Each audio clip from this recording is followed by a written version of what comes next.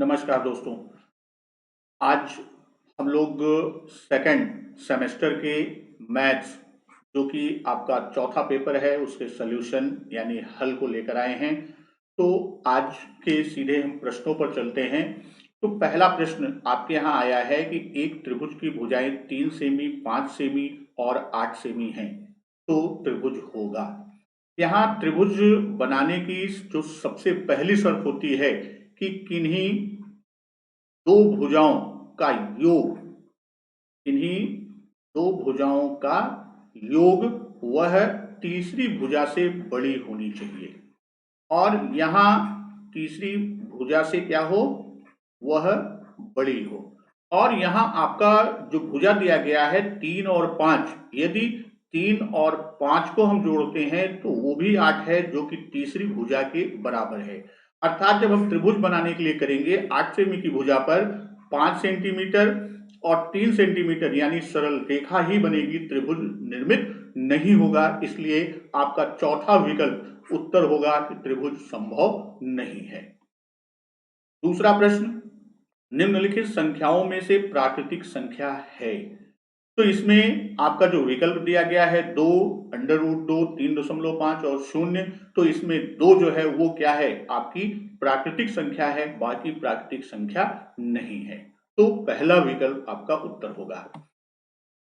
निम्नलिखित में से कौन सी परिमेय संख्या नहीं है।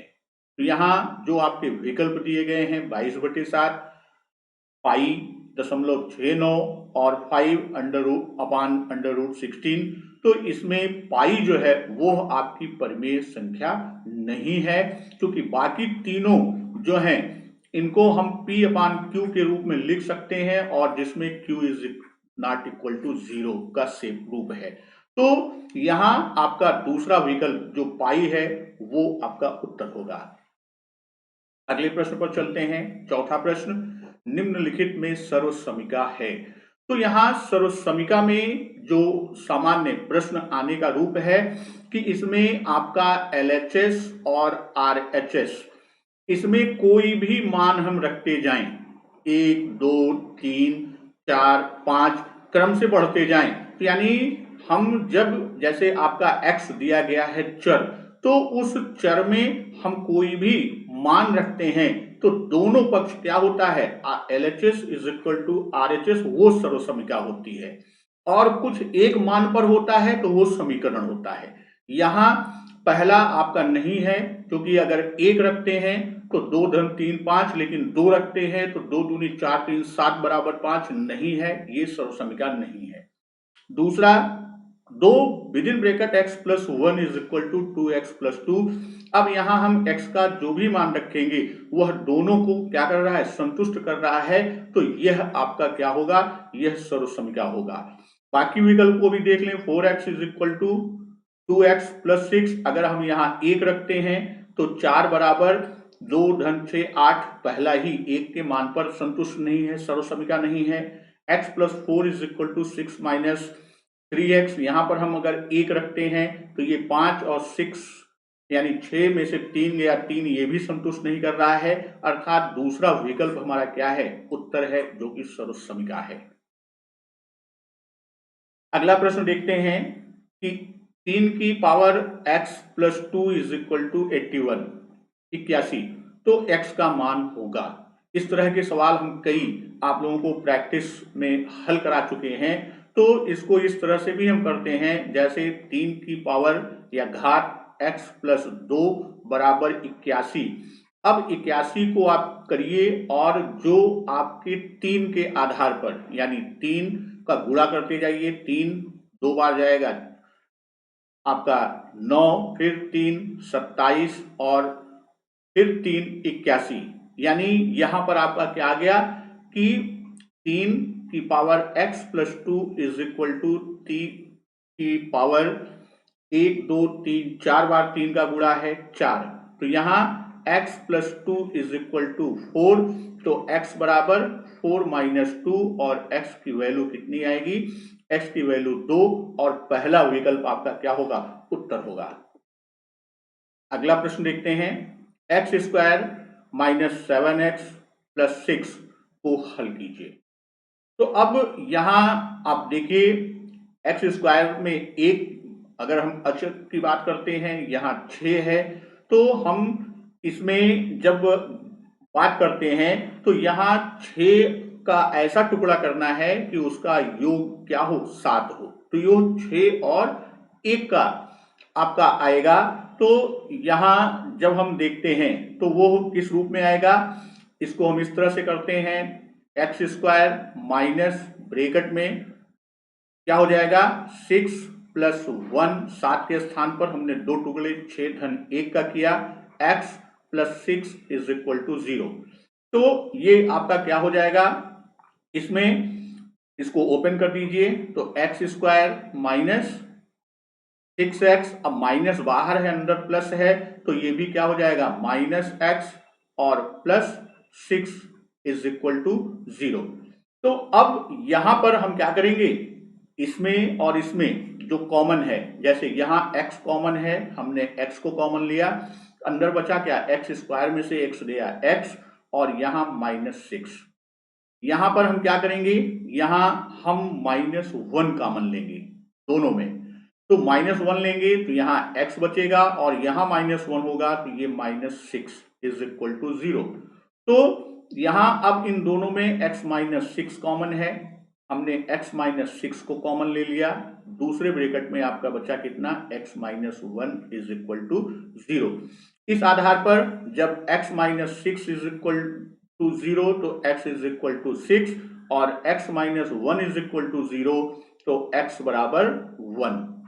तो यहां x की वैल्यू कितनी आई आपकी 1 और 6, ये आपका हल होगा। अगला प्रश्न है, 5 पुस्तकों का मूल्य 7 पुस्तकों के मूल्य से 14 रुपए कम है, एक पुस्तक का मूल्य ज्ञात कीजिए। तो 5 पुस्तक का मूल्य 7 पुस्तक के मूल्य से, तो हम मान लेते हैं कि एक पुस्तक का मूल्य कितना है, एक पुस्तक का मूल्य x रुपए, हमने क्या माना, एक पुस्तक का मूल्य बराबर x रुपए है। तो अब ये प्रश्न के अनुसार देखिए 5 पुस्तकों का मूल्य यानी 5x 7 पुस्तकों के मूल्य से क्या है 14 रुपए कम है, यानी 7x 7 पुस्तक का हो गया और 14 रुपए माइनस कर देंगे तो ये दोनों समीकरण में बराबर होगा। अब हम करते क्या हैं, यहां आप 14 को पक्षांतरित कर दीजिए बाईं तरफ और 5x को दाईं तरफ, तो ये आपका कितना आ जाएगा, ये -14 का जो गया है वह क्या हो जाएगा, वह इधर आएगा 14 और ये 5x इधर जाएगा तो माइनस में हो जाएगा 7x माइनस 5x, तो 2x इज इक्वल टू कितना हो गया, 2x इज इक्वल टू 14। तो x इज इक्वल टू कितना हो गया 14/2 अर्थात 7 रुपए। तो एक पुस्तक का मूल्य कितना आ गया, आप नीचे लिख देंगे, एक पुस्तक का मूल्य बराबर रुपए 7, ये आपका उत्तर है। अगला प्रश्न है, a plus 1/a is equal to 3, तो a square plus 1/a square का मान ज्ञात कीजिए। तो हम लोग सूत्र जानते हैं कि a प्लस बी आपका सूत्र है, a प्लस बी का होल स्क्वायर बराबर a square plus B square plus 2ab। अब a b के स्थान पर हम यहां हमको क्या है 1a प्लस 1/a है तो हम इसका वर्ग कर देते हैं, a प्लस 1/a का वर्ग बराबर आपका क्या हो जाएगा, इसको ब्रैकेट को खोलेंगे तो a square plus 1/a square plus 2a into 1/a, तो a 1/a कट गया। अब a प्लस बी का मान आपको मालूम है, तो a प्लस बी का मान आप 3 का वर्ग बराबर a square plus 1/a square plus 2। तो अब यहां हमको मान किसका ज्ञात करना है, a square plus 1/a square, तो ए स्क्वायर प्लस 1/a², 2 को हमने बाईं तरफ पक्षांतरित कर दिया तो ये कितना आ गया, 3 का वर्ग 9 आ जाएगा, और 9 में से इधर प्लस से माइनस हो जाएगा 2, तो यानी इसका मान कितना आ गया, इसका मान आपका 7 आएगा। अगला प्रश्न है, एक बगीचे में 2025 पौधे, अभी कल शाम को मैंने जो पेपर डाला था मॉडल का, उसमें सेम यही प्रश्न मैंने दिया था आपको। 2025 पौधे लगे हैं और प्रत्येक पंक्ति में उतने ही पौधे लगे हैं जितने बगीचों में कुल पंक्तियां हैं, तो प्रत्येक पंक्ति में कितने पौधे लगे हैं। तो यहां हमने माना कि प्रत्येक पंक्ति में कितने x पौधे लगे हुए हैं। अब ये कह रहा है प्रश्न कि प्रत्येक पंक्ति में उतने ही पौधे लगे हैं जितनी बगीचे में कुल पंक्तियों की संख्या। तो अब हम पंक्तियों की संख्या और उसमें प्रत्येक पंक्ति की संख्या को गुणा कर देते हैं, तो हमें क्या होगा, हमें मान मालूम हो जाएगा। तो हम यहां क्या करेंगे, x गुणे x बराबर कितना हो जाएगा, 2025। तो आपका आ जाएगा एक्स स्क्वायर बराबर 2025, और x की वैल्यू अंडर रूट 2025, और आपका मान ये आएगा कितना, 45 पौधे। तो यही आपका क्या होगा, यही आपका उत्तर होगा।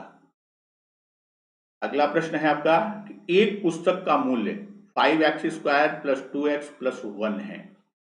इसी प्रकार की 2x प्लस 5 पुस्तकों का मूल्य ज्ञात कीजिए।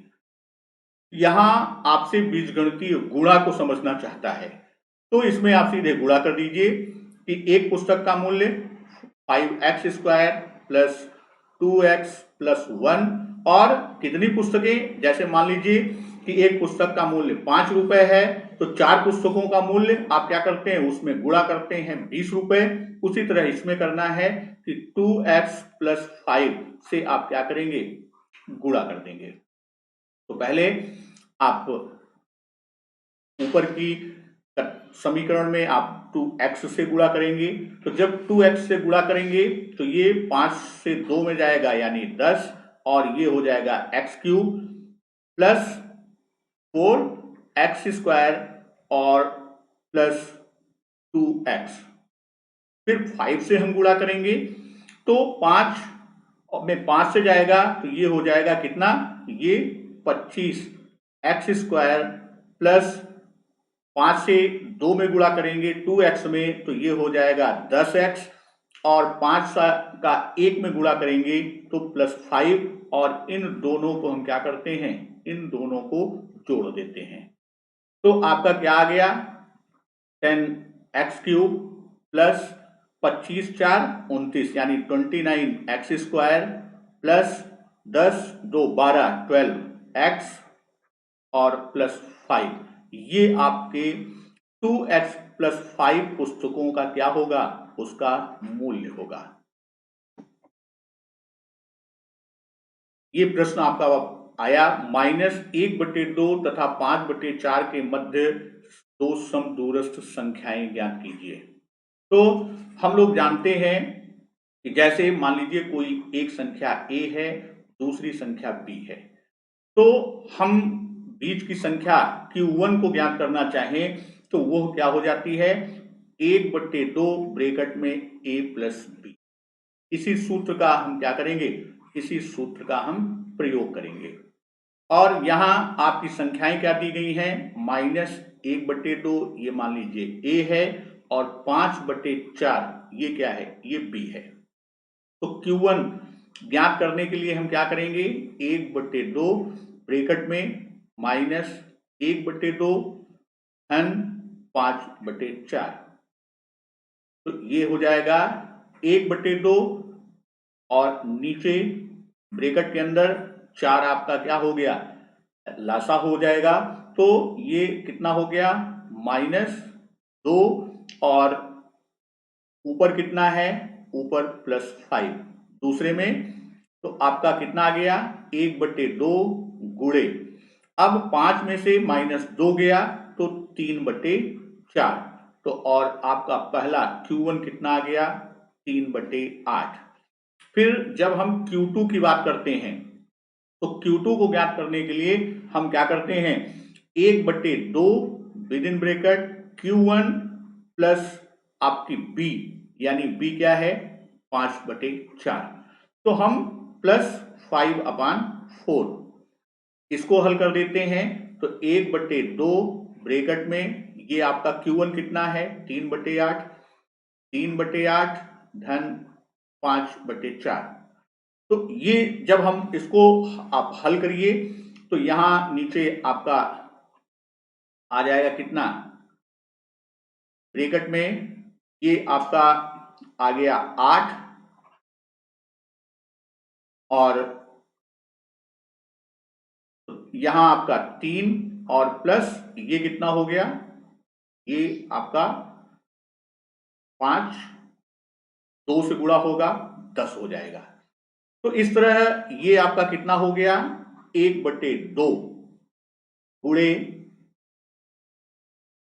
ये आपका जो 5/4 और 3/8 को जोड़ा, तो ये आपका कितना हो गया 13। 1/, ये इधर हम हल कर देते हैं यहां से, ये आपका क्या हो गया 1/2 गुणे 10 3 13/8।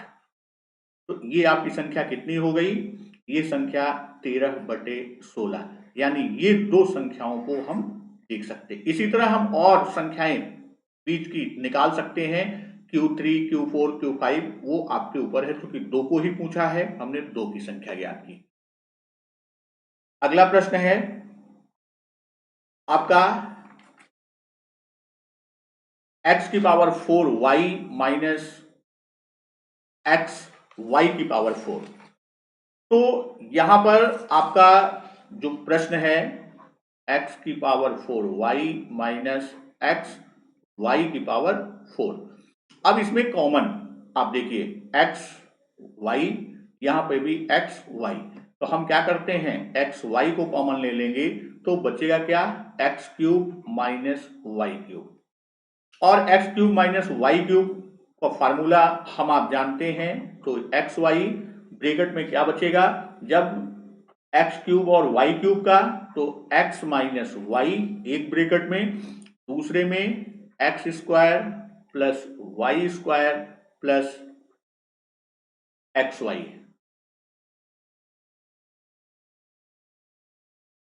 अगला प्रश्न है, एक वर्गाकार मैदान की एक भुजा 28 मीटर लंबी है। यदि मैदान के अंदर चारों ओर 2 मीटर चौड़ा रास्ता पैदल चलने वालों के लिए छोड़ा गया है तो शेष मैदान का क्षेत्रफल। तो मान लीजिए एक वर्गाकार मैदान है और इसके अंदर 2 मीटर चौड़ाई में क्या है रास्ता छोड़ा गया है पैदल चलने वालों के लिए।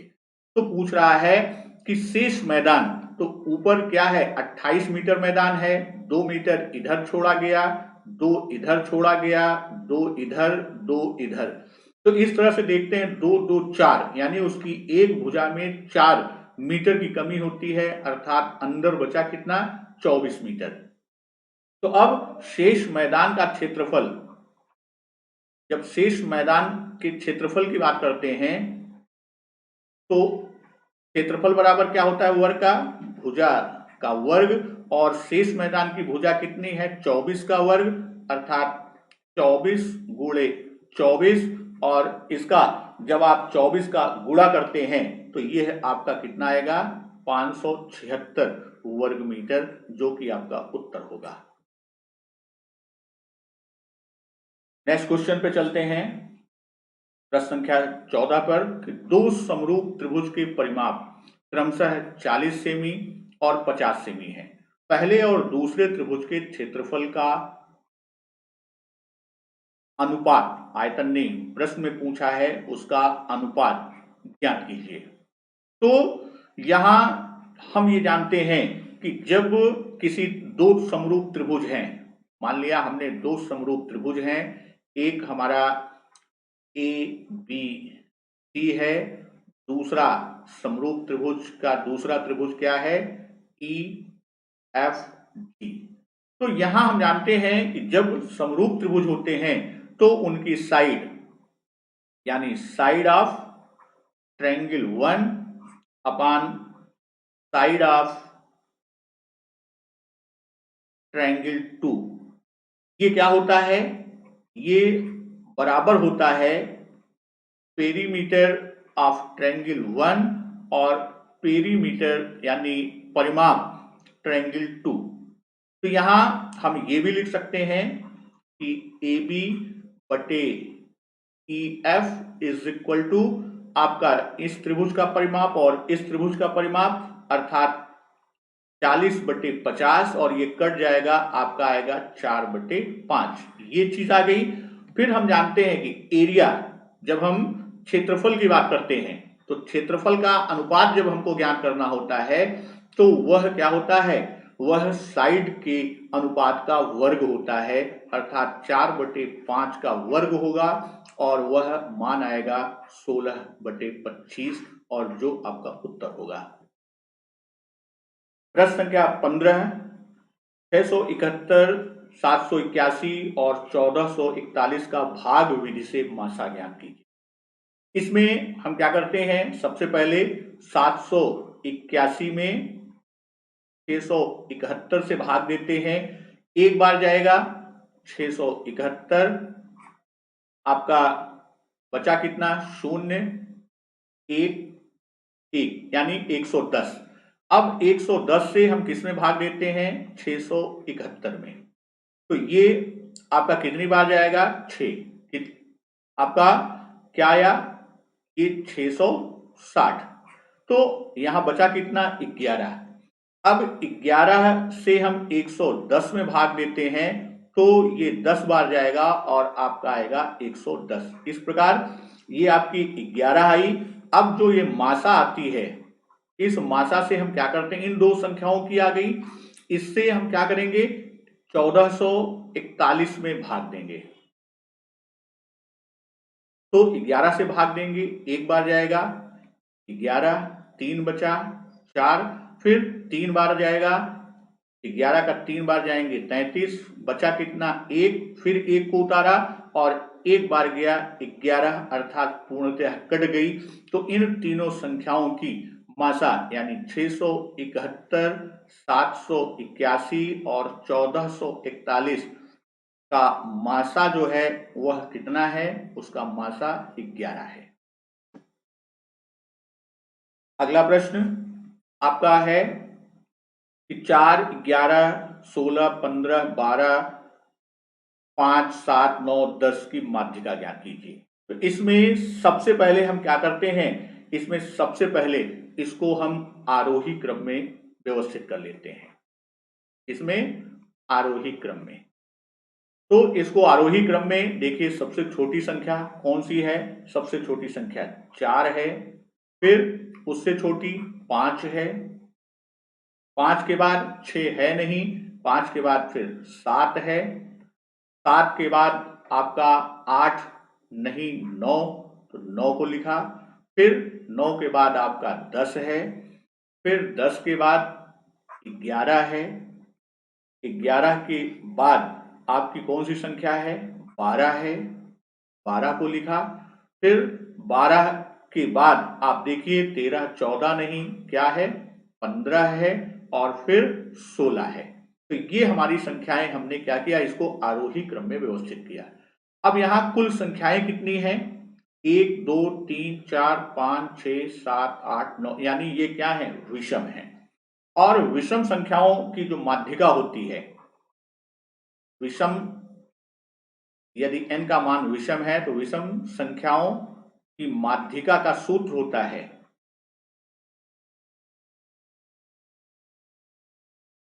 n+1 बटे 2वीं संख्या जो होती है n+1 बटे 2। अब यहां n कितना है 9 है, तो 9 धन 1 बटे 2 अर्थात 10/2 अर्थात पांचवी संख्या जो होगी वही क्या होगी, वही माध्यिका। तो इसमें देखिए पहली, दूसरी, तीसरी, चौथी और पांचवी संख्या कौन सी है 10, तो इनकी माध्यिका कितनी होगी, इनकी माध्यिका 10 होगी। अगला प्रश्न है कि एक आयत की लंबाई उसकी चौड़ाई से 5 सेंटीमीटर अधिक है। यदि उसका परिमाप 26 है तो आयत की लंबाई ज्ञात कीजिए। मान लीजिए कोई एक आयत है। अब ये कह रहा है कि आयत की लंबाई चौड़ाई से 5 अधिक है। मान लिया उसकी चौड़ाई x है तो लंबाई कितनी हो गई x प्लस 5। यही चीज यहां पे लिख लेते हैं कि माना चौड़ाई कितना है x सेंटीमीटर, तो लंबाई कितनी हो गई x प्लस 5 सेंटीमीटर। और आयत का परिमाप का सूत्र है, आयत के परिमाप का सूत्र होता है 2 ब्रैकेट में l प्लस b, यानी लंबाई धन चौड़ाई। तो दो परिमाप कितना दिया गया है 26 और ब्रैकेट में लंबाई कितनी है x प्लस 5 और चौड़ाई x। दो काट दिया, दो यहां आ गया 13, तो 13 बराबर क्या हो गया x प्लस 5 यानी 2x प्लस 5। 5 को हमने पक्षांतरित कर दिया तो 2x बराबर क्या हो गया 13 माइनस 5 बराबर 8। तो x की वैल्यू कितनी आ गई, x की वैल्यू 4 आ गई। तो इस तरह प्रश्न में पूछ क्या रहा है आयत की लंबाई। तो आयत की लंबाई बराबर क्या है x प्लस 5, तो ये हो गया 4 धन 5 बराबर 9 सेंटीमीटर आयत की लंबाई है। निम्नलिखित आंकड़ों के लिए 5 का वर्गंतराल लेकर बारंबारता सारणी बनाइए। वर्गंतराल के लिए हम लोग जानते हैं कि सबसे छोटी संख्या और सबसे बड़ी संख्या के मध्य का अंतर ज्ञात कर लेते हैं। यानी यहाँ सबसे बड़ी संख्या 48 और 2, लेकिन यहाँ उसको करने की आवश्यकता नहीं है अभी प्रसार का, क्योंकि यहाँ पहले से ही दिया है 5 का वर्गंतराल बनाना। क्योंकि 2 है तो हम वर्गंतराल 0 से 5, 5 से 10, 10 से 15, 15 से 20 और 20 से 25, इस तरह से हम वर्गंतराल बनाते जाएंगे। और फिर हम क्या करेंगे, हम यहाँ पर टैली चिन्ह की बात कर लेंगे। तो जो टैली चिन्ह होगा उसके हिसाब से हम अपना करके और यहाँ पर हम क्या करेंगे, हम बारंबारता फ्रीक्वेंसी को कर देंगे। इस तरह से हम इस टेबल का निर्माण कर लेंगे। धन्यवाद, नमस्कार, वंदे मातरम।